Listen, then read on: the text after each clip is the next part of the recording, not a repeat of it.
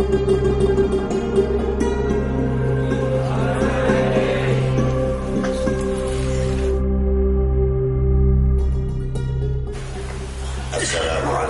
warahmatullahi wabarakatuh. Alhamdulillahirabbil alamin. Wassalatu wassalamu ala asyrofil anbiya'i wal mursalin wa ala alihi wa sahbihi ajma'in, amma ba'du.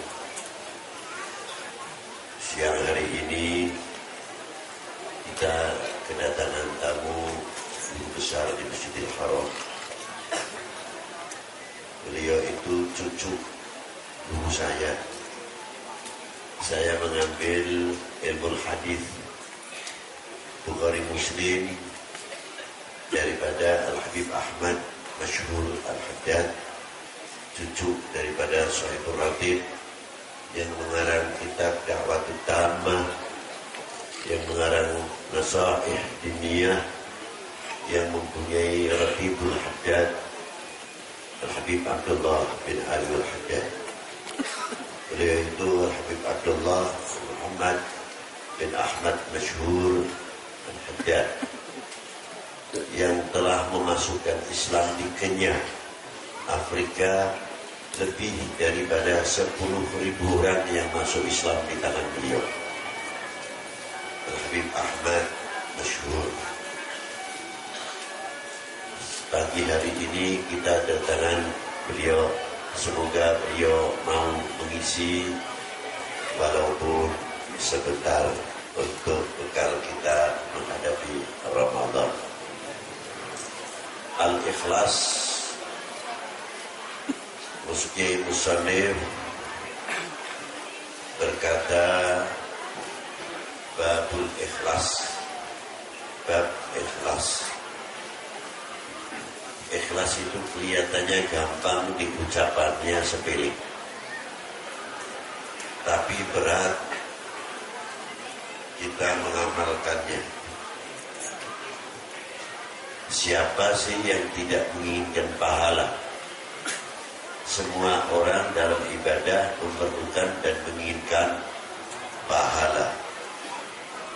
Tapi terkadang kita lupa kepada si pemberi pahala. Hanya pahala yang dikejar, tapi yang memberikan pahala tidak dikejar.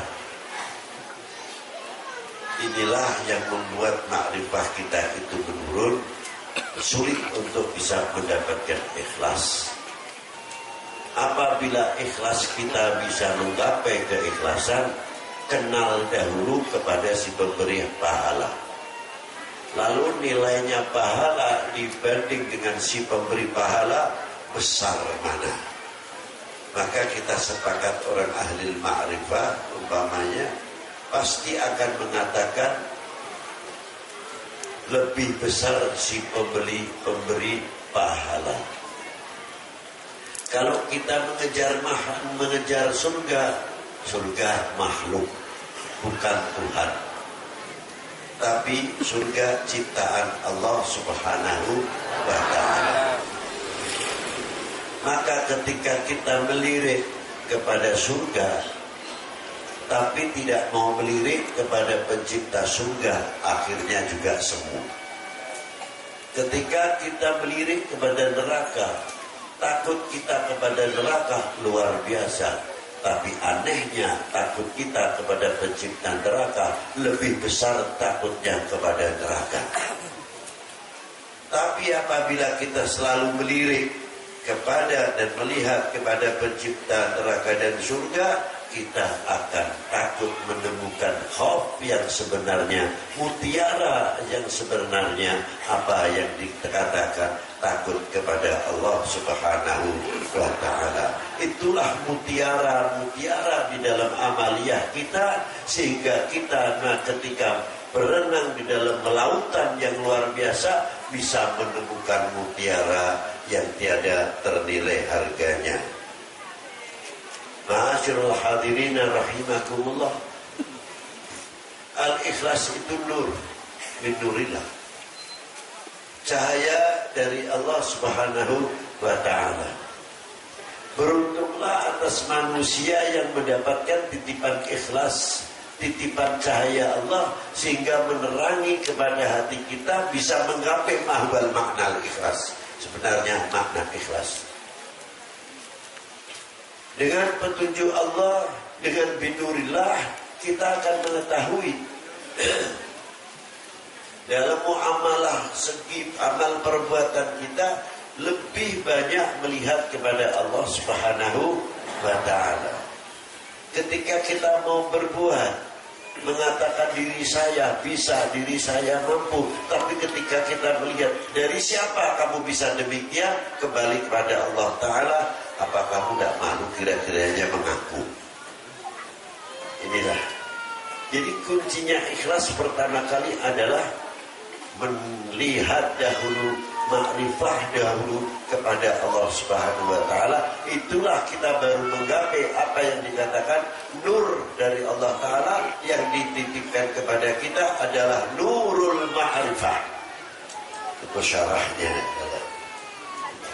Nah, kalau kita sudah menggapai nurul ma'rifah dari Allah Subhanahu wa ta'ala, walaupun rasanya pertama kali berat, tapi kita lama-lama akan mendapatkan kenikmatan. Contohnya puasa Ramadan. Puasa Ramadan, ya siapa orang yang tidak lapar? Siapa orang yang biasa, yang kerja keras, yang tidak dahaga? Saya tidak akan menyepelekan orang yang berpuasa kok tidak dahaga atau tidak lapar. Memaklumi atas ketidakkuatan atau kita paksakan harus. Pertama kali kita merasakan berat. Tapi ajibnya Allah Ta'ala memberikan satu kenikmatan ketika mendekati kurang 5 menit. Nikmat yang luar biasa mau buka ini seolah-olah kalau bisa diajukan sedikit. Jangan buru-buru gawe. Itu yang mampu menikmati. Jadi kalau mau maghrib kondisi istilah mana? Asyik betul. Jalan-jalan pun kelihatan padahal dari siang dahaganya setengah mati. Paling mulia luar biasa. Ini begitu mendekati maghrib. Kalau tingkat TK lain lagi saya. Kalau tingkat TK saya mungkin bapak-bapak lain, ibu-ibu lain. Kalau saya lain lagi puasanya bolak-balik lihatnya jam. Yang biasanya jarang melihat jam, aktif melihat jam. Itu kelihatannya panjang betul. Terkadang kita tertipu oleh nafsunya sendiri. Membaca Quran pun bukan karena Allah, kelihatannya karena Allah menghibur nafsunya. Karena apa? Kita ini kalau bisa baca Quran 1 juz setengah jam, umpamanya yang pelan. Berarti kalau 2 juz 1 jam. Kan kita tidak kerasa Bismillahirrahmanirrahim. Wah asik bener. Tapi matanya begini kejam lagi. Lagi-lagi kejam lagi. Jadi nafsunya dihibur oleh qiraatil Quran. Ada lagi kalau udah sholawat, ada tasbih, ada apa. Ya Allah kelihatannya luar biasa. Asyhadu an la ilaha illallah astaghfirullah. Nas'alukal jannata wa na'udzubika minan nar. Wah, luar biasa. Dari asyiknya di Ramadan, awal tarawih itu terkadang terjadi yang lucu-lucu. Ya, karena biasa bilali setahun sekali. Bilalan itu kan dilakukan tidak setiap malam kan, dilakukan setiap malam. Dari asyiknya ini bukan cerita, pernah seliru. Waktunya Al-Khalifatul Awal Amirul Mukminin Sayyidina Abu Bakr ibn Al-Khattab. Wah, ini rusak ya. Di sebelahnya tahu Abu Bakr ini Siddiq langsung itu. Jadi orang dari asyiknya dalam menyambut bulan Ramadan, dari gembiranya terkadang mendatangkan kita tertawa atau lupa sebab karena lupa. Makanya Rasulullah bersabda tepat sekali, farhatan inda shaim. 2 keistimewaan, 2 kebahagiaan. Yang pertama indah berbuka, yang kedua nanti pada mahsyar, di dalam mahsyar, terutama di dalam jannah. Ini keistimewaan orang-orang yang bisa menikmati. Namun kalau tidak kita melangkah 1, 2, 3, mana mungkin kita bisa menikmati nikmatul Ramadan. Maka dari itu Ramadan itu bagian yang pertama adalah menghindarkan kita supaya kita tidak tertipu oleh nafsunya. Kalau sudah tidak tertipu nafsunya, untuk meraih maqamatil ikhlas, bangga atas kita mendapat kehormatan dari Allah seperti sholat 5 waktu. Kita ikhlas, bangga bisa diperintah oleh Allah Ta'ala, bisa berzakat. Bangga diperintah oleh Allah untuk menjalankan shaum Ramadan, bagian satu kehormatan dari Allah Subhanahu wa taala. Tidak lepas dari itu kita mendapat kehormatan dari Allah, dipanggil selalu oleh Allah apa? Ya ayyuhalladzina amanu. Yang menciptakan kita, yang berzikir kita, malah kita dihormati oleh Allah Ta'ala, dipanggil selalu ya ayyuhalladzina sallu alaihi wasallimu taslima. Kaitannya nanti ada lagi yang selain itu, tapi dipanggil dahulu, panggilan kehormatan dari siapa? Yang menciptakan. Kalau kita selalu bisa menikmati panggilan Allah ya ayyuhalladzina amanu, mestinya kita malu. Nah, kalau malu solusinya apa? Bertoat kepada Allah Subhanahu wa taala, karena kita merasa malu kepada Sang Pencipta. Maka dari itu saya atas nama pribadi dan pengurus Kanzus Sholawat, karena sebentar lagi mendekati masuk bulan Ramadan, semoga kita semuanya diberi panjang umur, Allah Ta'ala bisa menjumpai bulan Ramadan, bisa menjalankan perintahnya Allah dalam puasa Ramadan, diberi oleh Allah Ta'ala sehat walafiat, dan diberi rezeki, kemudahan-kemudahan rezeki untuk bekal ibadah.